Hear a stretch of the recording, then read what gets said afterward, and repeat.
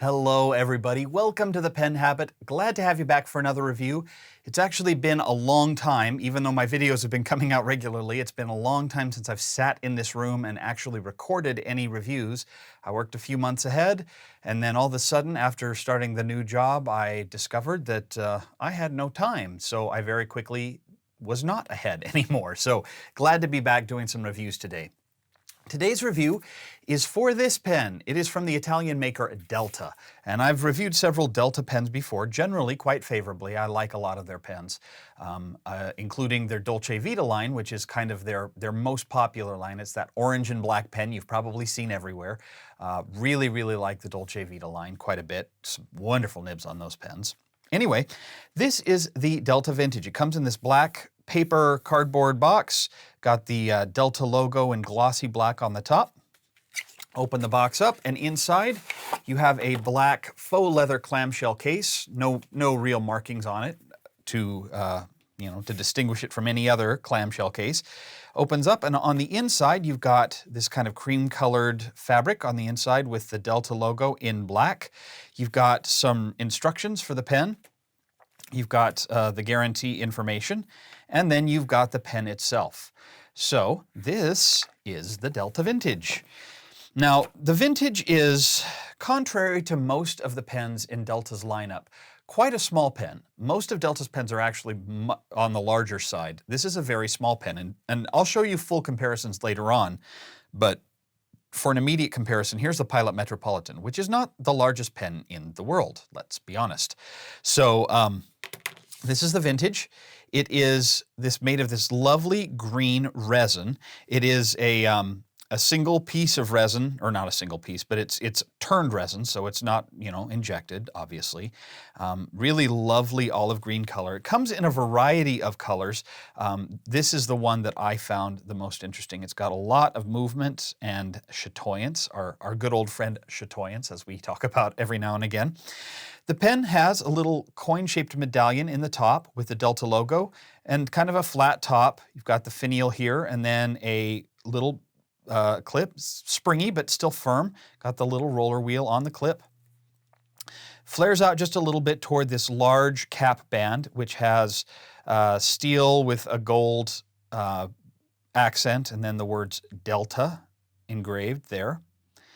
And then the pen just kind of tapers down to another flat end. So if you like flat-ended pens, this is one that I think you would probably like quite a bit. Underneath the cap is a plastic or an acrylic resin. It's a resin section. I will get the words right, I promise.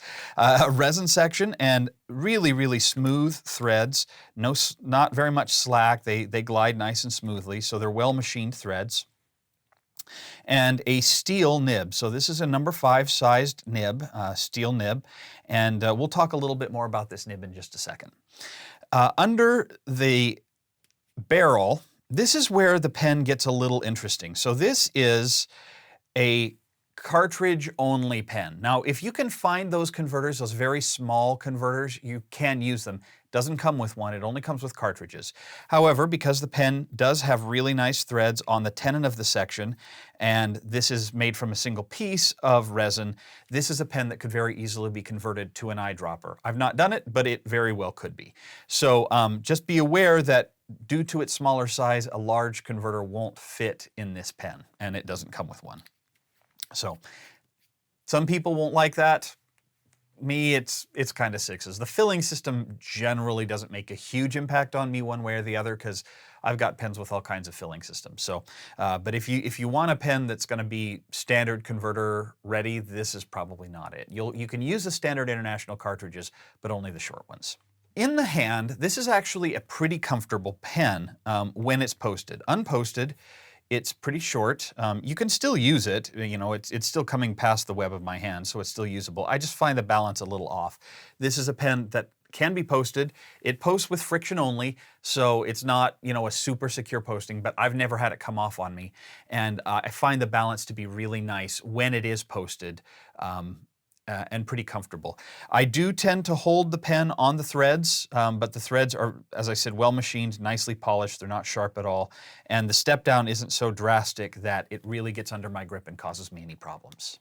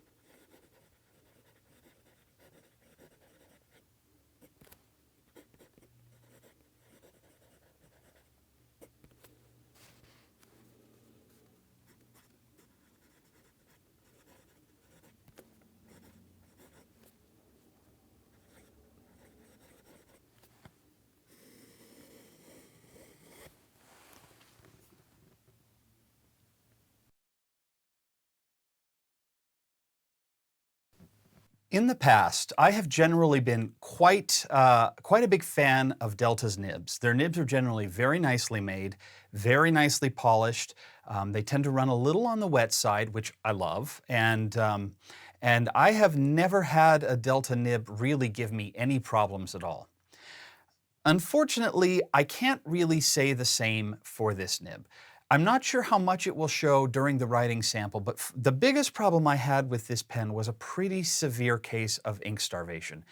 And I think that has to do largely with the fact that this pen is, in fact, a cartridge-filled pen. I always seem to have a bigger problem with ink starvation with cartridge pens than I do with converter pens or other forms of filling systems. So this pen the nib is nice and smooth, and I'll show you that in just a second. But the smoothness was hampered by the fact that after writing a few sentences, it would get drier and drier and drier to the point of being almost scratchy because it was just so dry. It was almost like you didn't have any ink at all. And I've tried a couple different inks. I've had the same problems with both. So I think it's either the cartridge or the feed that is causing this problem. But let's dive in. I'll show you a little bit more about how it writes. So, as I mentioned, it is a super smooth nib. I haven't gotten any hard starting or skipping when there is ink in the feed and it's flowing well. That is, as I mentioned, kind of a big when. It's not always the case, but when it is, the nib seems to be very, very nice. Now, in terms of wetness, it's not the driest right now. It's also not the wettest in the world right now. I mean, it just it flows really well at first, and then it stops flowing. And I've kept the pen capped for and unused for about 3 weeks. I always do this right before I record reviews because I want to see, does the pen dry out? The pen didn't dry out when it was capped. It actually stayed nice and wet. I took the cap off, it started writing right away. But if I were to sit down and write 3 or 4 sentences nonstop, the pen would start to get a little bit drier and drier.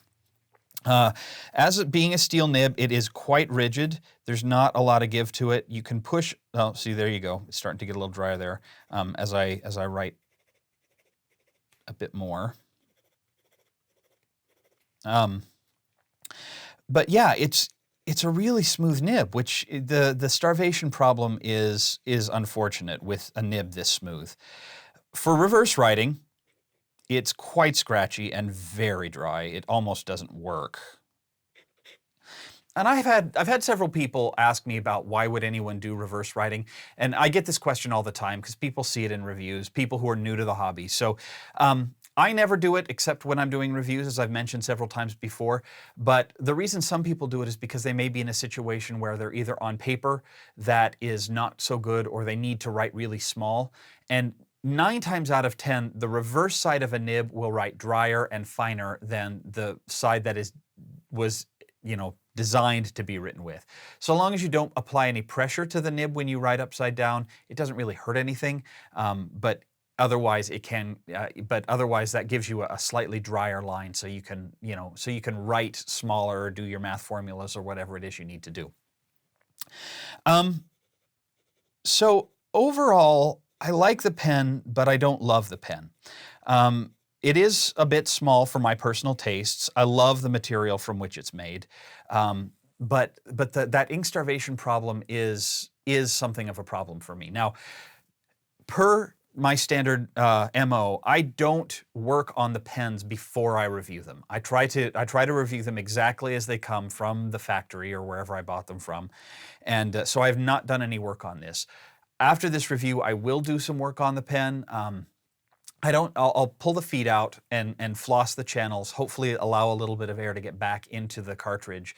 But even still, this is probably not a pen I will keep around. It's a great pen, it's a beautiful pen, but that ink starvation problem, even if it's fixed, this pen is still a little bit too small for me. Now, the Delta Vintage is something of an unusual offering for Delta. As I mentioned at the beginning of this review, most of their pens are rather large. This is one of the smaller pens in their offering. It is as well made as any of their other pens from a strictly construction standpoint, and the nib is really quite nice. But it's something of an unusual price point.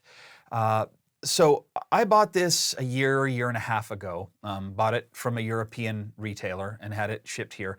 At the time, there were a few US retailers who carried the pen. When I sat down, right before I sat down to record the review, I couldn't find any US retailers who had these in stock. So I'm not 100% sure if these are still in production or if there's just a stock shortage right now. But you can still find them if you look around. They're just a little bit trickier to find than they were when I bought the pen a year and a half ago. The other thing that makes this a little bit weird is its placement in the price point world. So this pen retails for somewhere around $130 to $150. Now that is not exorbitant for a fountain pen, but it does seem a little bit high for this particular pen. First of all, it's a small pen. And when you look at other pens in the Delta lineup that are made of resins and turned and really nicely made, I'm thinking of the Unica, for instance, the Delta Unica, which is a pen I liked a whole bunch.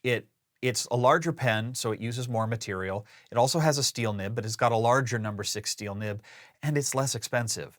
So I'm not really sure why the price point for $130 to $150 for this pen, especially when you can compare it to something like the Platinum 3776 or the Pilot Custom 74 or the Lamy 2000. This seems overpriced for what it is. So yeah, I like the pen. I don't know that I like it to pay $125, $130 for it. That just seems a little exorbitant for such a small little pen with a steel nib. All right, thank you so much for joining me for another fountain pen review, this time for the Delta Vintage.